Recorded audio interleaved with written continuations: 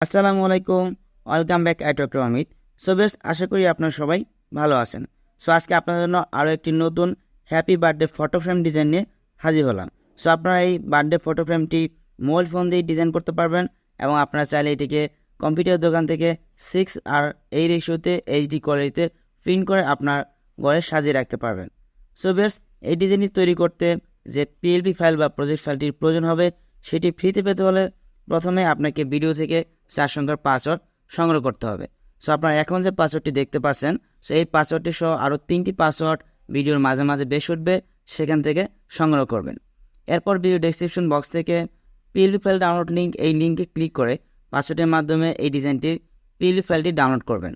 So এরপর পিক্সেলab mobile অ্যাপসের ভিতরে পিএলপি ফাইলটি ওপেন করে আপনার নাম এবং অন্যান্য তথ্য পরিবর্তন করে মাত্র 5 মিনিটে এরকম সুন্দর একটি ডিজাইন তৈরি করতে পারবেন। সো ভিউয়ার্স, চলুন দেখে নেওয়া যাক কীভাবে আমরা ডিজাইনটি এডিট করব।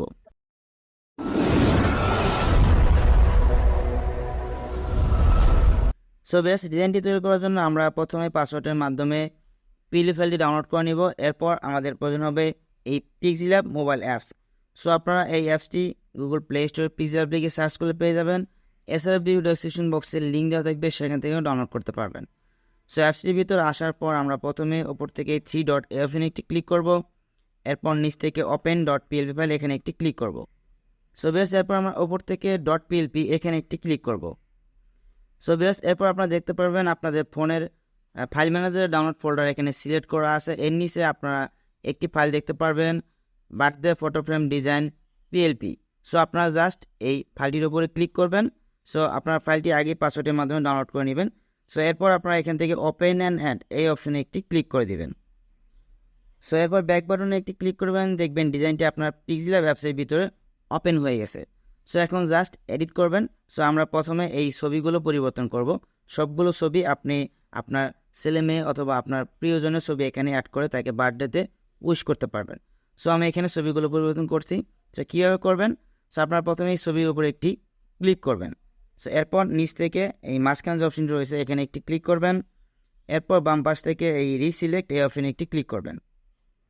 সো এরপর গ্যালারি থেকে আপনার যে ছবিটি এখানে দিতে যাচ্ছেন সেই ছবিটি এখানে সিলেক্ট করে দিবেন। দেওয়ার পর আপনার ছবিটি এভাবে এখান থেকে ক্রপ করতে পারবেন। তো ছবিটি আপনারা একটু উপরের দিকে এরকম ক্রপ করে নেবেন, এই কর্নার ধরে অথবা এই নিচের দিকে ধরে। সো এরপর নিচ থেকে টিক মার্কে একটি ক্লিক করে দিবেন। এরপর দেখবেন ছবিটি এখানে চলে আসছে। এরপর আপনারা একটু উপরের দিকে তুলবেন, তুলে এই ডান পাশে কর্নার ধরে ছবিটিকে ছোট করবেন, একটু জুম আউট করে দিবেন। সো ছোটো করে আপনারা এখানে সুন্দর করে বসিয়ে দিবেন। আগের যে ফটো ফ্রেমটি দেখছেন সেই অনুযায়ী এখানে আপনারা সেট করবেন। সো একইভাবে আপনারা এখান থেকে এই ফটোগুলো পরিবর্তন করবেন। জাস্ট ফটোগুলো ক্লিক করবেন, এরপর এই রিসিলেক্টে একটি ক্লিক করবেন। এরপর গ্যালারি থেকে আপনার ছবিটি সিলেক্ট করে এখান থেকে টিক মার্কে একটি ক্লিক করে দিবেন। এরপর ছবিটি এখানে আসলে আপনারা ডান পাশে কর্নার ধরবেন। সো ধরে আপনারা এভাবে এডিট করবেন, ছোটো করবেন, এখানে সুন্দর করে ফিক্স করে বসিয়ে দিবেন আপনি যে ছবিটি রাখতে চান। তো এভাবে আপনারা কাজ করবেন। সো এই ছবিগুলো সবগুলো স্কোয়ার শেপে, ছবিগুলো জাস্ট সিলেক্ট করবেন, এরপর রিসিলেক্টে ক্লিক করবেন। এরপর গ্যালারি থেকে আপনার ছবি সিলেক্ট করার পর বাম পাশে যে স্কোয়ার অপশন দেখতে পাচ্ছেন এটি ক্লিক করলে এটিকে স্কোয়ার শেপে আপনারা যতটুকু রাখতে চান এভাবে রেখে টিকমার্ক ক্লিক করে দিলে এটি চলে আসবে। এরপর আপনারা ডান পাশে কর্নার ধরবেন, ধরে ছবিটি এরকম করে ছোটো করবেন। তো সবগুলো ছবি এখানে যে সাইজে দেখতে পাচ্ছেন এই সাইজে রাখার চেষ্টা করবেন, অথবা আপনার অন্য সাইজে রাখতে পারেন। সো এই ছবি এগুলো সবগুলো একই সাইজে। সো এরপর কাজ করার ক্ষেত্রে যদি আপনার কোনোটা দেখেন এরকম টাচ লেগে চেঞ্জ হয়ে গেছে, সেক্ষেত্রে আপনারা এখান থেকে এই যে আন্ডো যে অপশন দেখতে পাচ্ছেন, আন্ডো অ্যারো চিহ্ন, এটাতে ক্লিক করলে আপনারা আবার আগের অবস্থানে ফিরে যাবেন।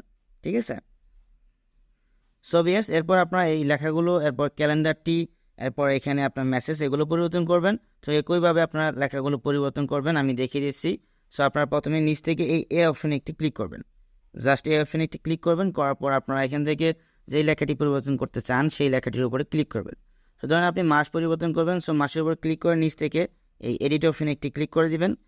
এরপর আপনি এটিকে এখান থেকে চেঞ্জ করে দিতে পারবেন, যার যে বার্থডে সেই অনুযায়ী আপনারা এখানে লিখবেন।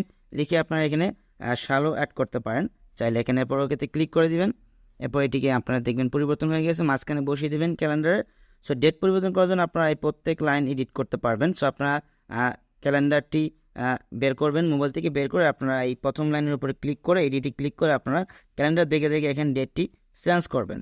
সো ক্যালেন্ডার দেখে ডেট পরিবর্তন করবেন, করে আপনারা ওকেতে ক্লিক করবেন। এইভাবে সবগুলো আপনারা চেঞ্জ করবেন।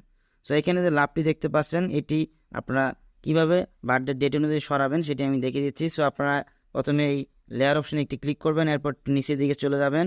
যাওয়ার পর এখানে দেখতে পারবেন আপনারা একটি লাভ রয়েছে। সো এই লাভের উপরে একটি ক্লিক করবেন, জাস্ট এই লাভের উপরে একটি ক্লিক করবেন। ক্লিক করে আপনারা আবার এখান থেকে এই লেয়ারে ক্লিক করে এটিকে সরিয়ে দিবেন। এরপর একটু ডান দিকে চলে যাবেন, যাওয়ার পর দেখতে পারবেন আপনারা এখানে পজিশন অপশন রয়েছে। সো এই পজিশনে ক্লিক করে আপনারা এখানে এই ডান দিকে, উপরের দিকে, নিচের দিকে এভাবে এটিকে সরিয়ে আপনারা ফিক্স করে দিবেন বার্থ ডেট অনুযায়ী।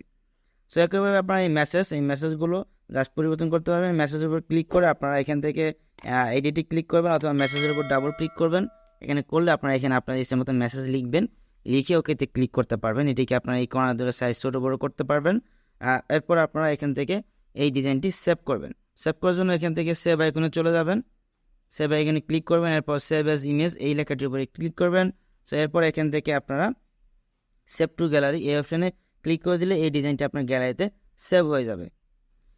সো সেভ হওয়ার পর আপনারা এই ডিজাইনটি প্রিন্ট করে রাখতে পারবেন, অথবা আপনারা যদি ফেসবুকে আপনারা শেয়ার করতে চান আরেকটু সুন্দর করে ডিজাইনটি, সেটি আমি দেখিয়ে দিচ্ছি কীভাবে আপনারা করবেন।